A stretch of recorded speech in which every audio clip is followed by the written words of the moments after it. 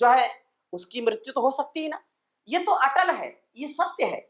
इसलिए अपने कर्म को करना और कपालभाति 10 मिनट रोज करना। कितना? कपालभाति करने से पाचन तंत्र, भस्त्रिका करने से श्वसन तंत्र स्ट्रांग होगा। और देखो, कपालभाति करने से सुंदरता भी आती है। क्या आती है? ब्यूटी। हाँ, अब कुछ लोग दिन भर लीपा पोती करते रहते हैं, फेयर एंड लवली लगाने से कोई सुंदर नहीं होता है। कपालभाति करना तो इससे इंटरनल एक्सटर्नल ब्यूटी आएगी। So every day do kapalbhati, this is our divine duty. इससे बढ़ेगी इंटरनल एक्सटर्नल ब्यूटी। ठीक है, मन भी अच्छा होगा और तन भी अच्छा होगा। तो कपालभाति करना। तीसरा pranayama anulom vilom. Anulom vilom, this is very important for mental health. Migraine, headache, eye problem, air problem, heart problem, lungs problem, और इससे ये बहुत आपके मन को बहुत शांत करता है। वात पित्त कफ को संतुलित करता है, इससे मन बिल्कुल स्थिर रहता है।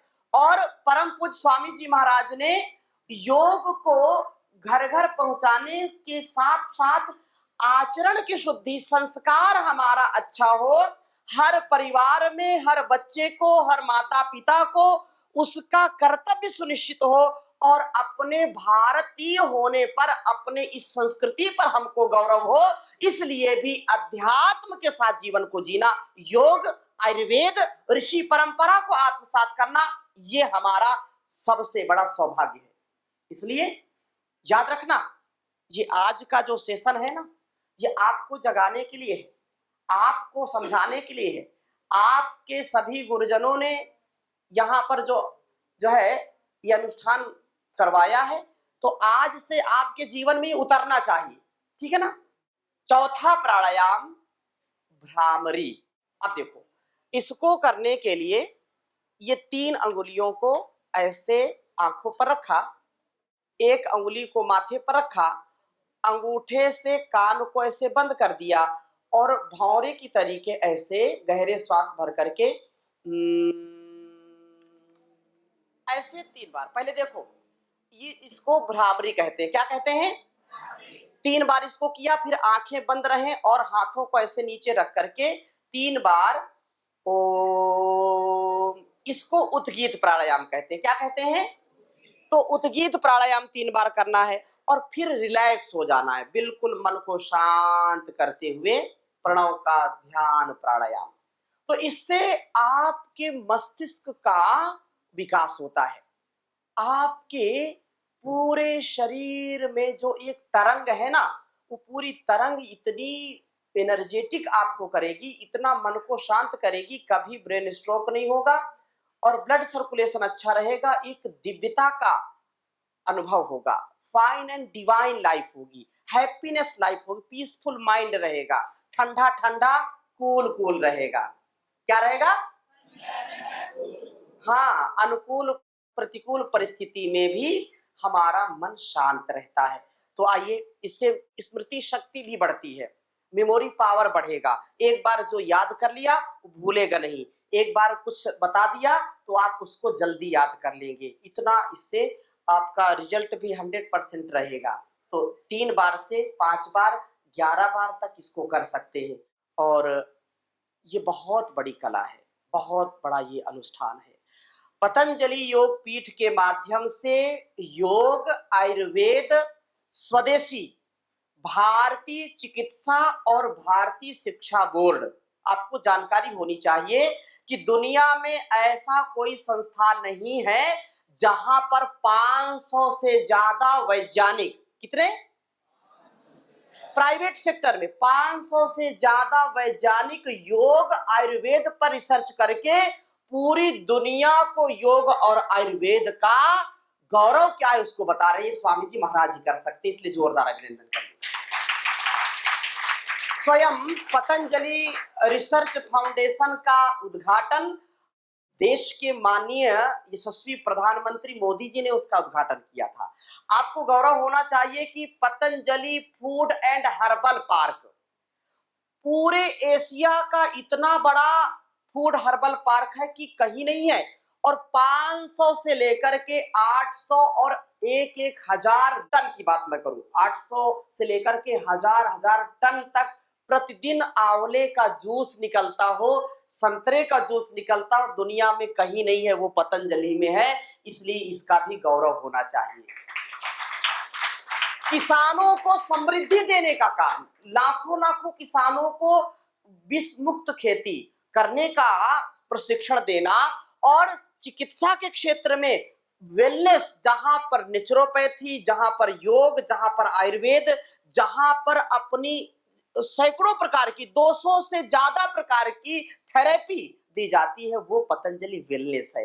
तो कभी आप हरिद्वार आइए, इतनी सारी बातें एक दिन में 1 घंटे में तो बताना मुश्किल होगा। और इतनी बात जरूर कहूंगा कि जब मैं आया हूं तो एक संकल्प जरूर आपको लेना है कि रोज कम से कम आधे घंटे का योग करना है। Half hour, only half hour you do every day yoga, meditation and physical activity. आधे घंटे का योगा अभ्यास आपको सैकड़ों प्रकार के रोगों से दूर रखेगा। मेंटल और फिजिकल फिट रहेंगे, और जो मेंटल फिजिकल फिट है वही संसार में सबसे ज्यादा हिट है, नहीं तो हर जगह अनफिट है। ठीक है ना? तो फिट रहना है। आज आप कहीं जाओगे नौकरी के लिए ना, लोग पूछते हैं क्या आप योगा प्रैक्टिस करते हैं? Are you doing every day meditation और नॉट? अब आपने बोल दिया नहीं नहीं हम तो नहीं करते, तो फिर आपको नहीं लेंगे। जो व्यक्ति करता है योगाभ्यास उसी को लेते हैं, मतलब उसका ज्यादा नंबर आएगा। क्यों? क्योंकि योग ही हमको संपूर्ण आरोग्य दे सकता है। योग करने वाला व्यक्ति ना उसको ईगो है ना इग्नोरेंस है, वो समर्पण के साथ जीता है, वो हार्मनी में जीता है, वो उसके जीवन में पारदर्शिता है, पवित्रता है, कृतज्ञता है, उसके जीवन में सादगी है, सच्चाई है। इसलिए योग करो। ये किसी हिंदू, मुस्लिम, सिख, ईसाई की विद्या नहीं है, ये तो सच्ची मानवता की विद्या है। जैसे मैंने उदाहरण अभी दिया कि कोरोना आया तो किसी को छोड़ा नहीं, चाहे वो हिंदू हो, मुस्लिम हो, सिख हो, ईसाई हो, चाहे छोटा हो बड़ा हो, जो भी उसकी चपेट में आया ले गया कि नहीं ले गया? तो जब हम ये सूर्य और चंद्र ये ऑक्सीजन लेते हैं तो प्रकृति ने सबको दिया है ना बराबर। इसलिए योग करना और कराना ये हमारा कर्तव्य है। This is our divine duty. इसको करना है और कराना है। स्वदेशी का प्रयोग करना है। जो भारतीय शिक्षा, भारतीय चिकित्सा परंपरा है हमारा, जो अभी, क्योंकि आप तो अब बड़े हो गए हैं, भारतीय शिक्षा बोर्ड जो हमारी संस्कृति, सनातन की परंपरा, ऋषि परंपरा को आपके अंदर देवत्व का आधान करने की शिक्षा है, वो भारतीय शिक्षा बोर्ड है। उसके विषय में भी आप जानकारी कीजिए। हिंदुस्तान लीवर का नाम सुना है? कितने लोगों ने सुना है? सबने सुना है। देखो, नाम है हिंदुस्तान लीवर और कंपनी है विदेश की। कंपनी कहां की है? विदेश की। करोड़ों करोड़ों रुपए, मतलब हजारों करोड़ रुपए भारत से जो है चूस करके ले जाती है विदेश में। कुछ नहीं उसके लिए। हमको अपनी स्वदेशी परंपरा को आगे बढ़ाना है। हिंदुस्तान लीवर या जो विदेशी कंपनियां हैं उनका सामान ना खरीदें। अपने प्रांत की, अपने जनपद की, अपने आसपास की चीजों का प्रयोग करें, स्वदेशी का प्रयोग करें। और खान पान में जैसे मैंने कहा कि पिज्जा बर्गर नहीं खाना, फास्ट फूड नहीं खाना। कितने बच्चे फास्ट फूड खाते हैं? हाँ, कुछ देखो, अरे बहुत अच्छे बच्चे हैं, एक बार अपना अभिनंदन कीजिए। सत्य तो बोलते हैं ना, बहुत अच्छा है। तो एक संकल्प करना, कभी मन आ जाए तो घर में बनी चीज खाना। Fast food, junk food, pizza, burger, ये हमारे स्वास्थ्य के दुश्मन हैं। ये हमारे स्वास्थ्य के क्या है? दुश्मन है। इसलिए दूध, दही, मक्खन, मलाई, फल, फ्रूट्स, ये सारा जो अपना ट्रेडिशनल आहार है उसको खा करके आप कभी बीमार नहीं बनेंगे, लेकिन इनको खाएंगे तो बीमार होने से कोई बचा नहीं सकता। कोल्ड ड्रिंक, जो ठंडा मतलब कोका कोला बोलते हैं ना, ठंडा मतलब टॉयलेट क्लीनर, ठंडा मतलब हाँ उसी के लिए है वो। आप यदि ठंडा के चक्कर में पड़ेंगे तो जल्दी ठंडे हो जाएंगे, इसलिए इन चीजों से दूर रहिए। शिकंजी पीजिए, शरबत पीजिए, जलजीरा पीजिए, जो गन्ने का नारियल का पानी पीजिए, रस पीजिए, ये अच्छा है। ईश्वर ने हम सबके लिए इतना खान पान के लिए बनाया है, और जितने प्रकार के फल, जितने प्रकार के आहार अन्न मनुष्य के लिए बनाए, शायद इतना किसी के लिए नहीं बनाया होगा। और फिर भी कुछ लोगों को प्रोटीन कहाँ मिलती है? अंडे में। अंडा बोले प्रोटीन का स्रोत है, अरे उससे ज्यादा प्रोटीन तो आपको दालों में मिलेगी, उससे ज्यादा आपको दूध में मिलेगी। मक्खन मलाई लीजिए, आप पनीर खाइए, कितनी चीजें हैं आपके लिए। लेकिन जो लोग मानसिकता जिनकी गड़बड़ है, वो कहते हैं कि नहीं स्वामी जी आप जानते नहीं है। मैंने कहा बताओ। बोले कि अगर हम मछली नहीं खाएंगे ना, इतनी मछली हो जाएंगी कि हमको ही खा जाएंगी। बोले इतने बकरे हो जाएंगे, बकरी हो जाएंगी, हमको खाना शुरू करेंगे। हमने कहा वाह, बहुत बड़ा ज्ञान आपने दिया। तो मांसाहार मनुष्य का भोजन नहीं है, ठीक है ना। जो लोग खाते हैं, कहीं है परिस्थितियां, लेकिन हमारे लिए तो कितने फल फूल हैं खाने के लिए। शाकाहार 100 वर्ष तक जीने की कला। जो शाकाहारी है, जो प्रकृति से युक्त है, वो व्यक्ति, उसका हाव भाव, उसका मन सदा सात्विक रहता है। आहार शुद्धौ सत्व शुद्धि। आहार की शुद्धि से बुद्धि की शुद्धि होती है। आहार यदि शुद्ध नहीं है तो बुद्धि कभी अच्छी नहीं हो सकती है, कभी ध्यान में मन नहीं लग सकता, कभी अध्यात्म से युक्त व्यक्ति नहीं हो सकता है। इसलिए देखो, ये सारा संसार, ये यूनिवर्स पूरा नियम में चलता है। इसलिए मैंने पहले बोला था ना, अथ योगानुशासनम, अनुशासन, डिसिप्लिन। ये सारा संसार डिसिप्लिन में चलता है। तो जो शेर है, चीता है, या जो मांसाहारी जीव जंतु हैं, वो कभी भी घास, कभी भी वो फल फूल नहीं खाएंगे। शेर बहुत भूखा है, उसको आप सेब खिलाइए, खाएगा क्या? भूख से मर जाएगा, लेकिन वो कभी भी घास नहीं खाएगा। बकरी को आप, गाय को भूखा 10 दिन रखिए, और उसको 10 दिन बाद कुछ मांस के टुकड़े काट करके डाल दीजिए उसके सामने, खाएगी क्या? बोलो ना। जीव जंतु जितने भी हैं वो अपने नियम का पालन करते, उससे कभी विरुद्ध नहीं जाते। लेकिन जो मनुष्य रूपी जीव है ना, ये सबसे ज्यादा खुराफाती है। सब हजम, कुछ भी बचाया नहीं।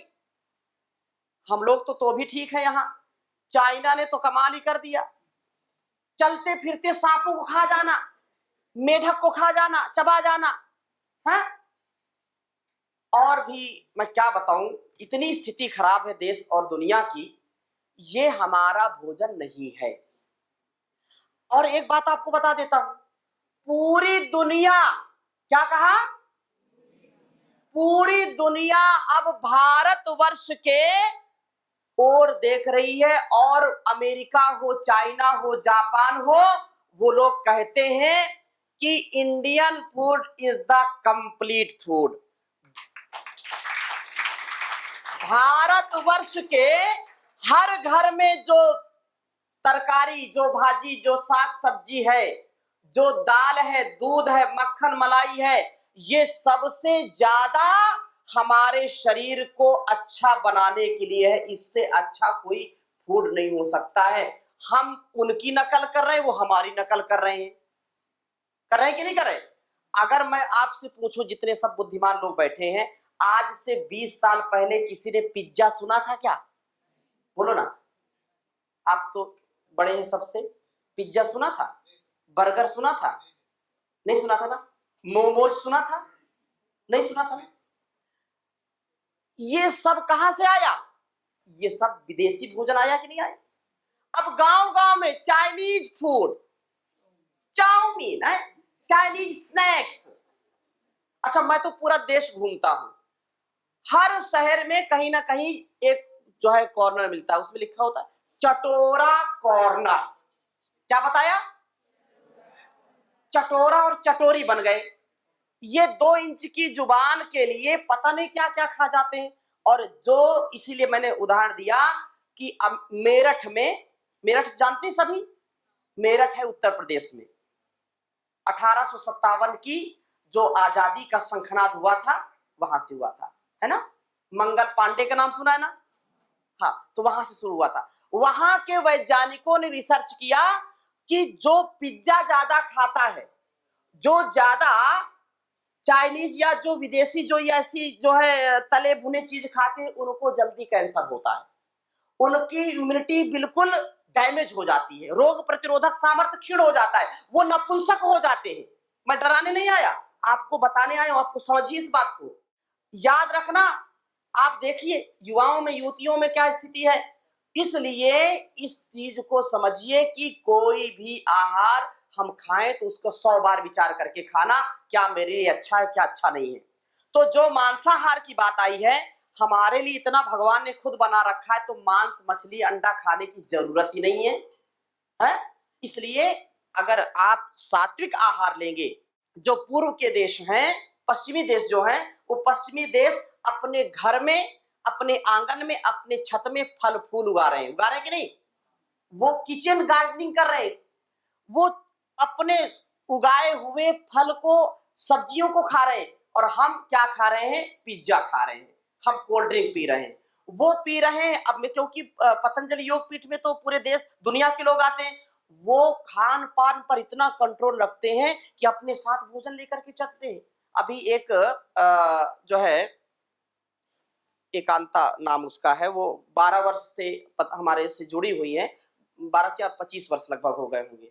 वो वहां से आई और हमारे लिए कुछ जो है बीज जो हम यहाँ खाते हैं ना, वहां से लेकर के आई, कुछ ड्राई फ्रूट्स लेकर के आए। हम क्या खाते हैं, क्या ले जाते हैं, ये स्थिति है। हम अपने आहार को शुद्ध करें, विचार को शुद्ध करें, ठीक है। तो आइए प्रार्थना के साथ आज के इस सत्र को पूर्णता प्रदान करेंगे। वह शक्ति हमें दो दया निधे, कर्तव्य मार्ग पर डट जावे, पर सेवा पर उपकार में हम निज जीवन सफल बना जावे। जो है अटके भूले भटके, उनको तारे खुद तर जावे। वह शक्ति हमें दो दया निधे, कर्तव्य मार्ग पर डटे जावे। छल दांभ द्वेष पाखंड झूठ, अन्याय से निश दिन दूर रहे। जीवन हो शुद्ध सरल अपना, सुचि प्रेम सुधारस बरसावे। वह शक्ति हमें दो दया निधे, कर्तव्य मार्ग पर डट जावे। निज आन मान मर्यादा का प्रभु ध्यान रहे, स्वाभिमान रहे। जिस राष्ट्र में हमने जन्म लिया, बलिदान उसी पर हो जावे। वह शक्ति हमें दो दया निधे, कर्तव्य मार्ग पर डट जावे। पर सेवा पर उपकार में हम निज जीवन सफल बना जावे, निज जीवन सफल बना जावे। ओम सर्वे भवन्तु सुखिनः, सर्वे सन्तु निरामयाः, सर्वे भद्राणि पश्यन्तु, मा कश्चित् दुःखभाग् भवेत्। ओम शांति शांति शांति। ओम श्री परमात्मने नमः। ओम श्री गुरुभ्यो नमः। ओम सर्वेभ्यो नमः। बोले भारत माता की।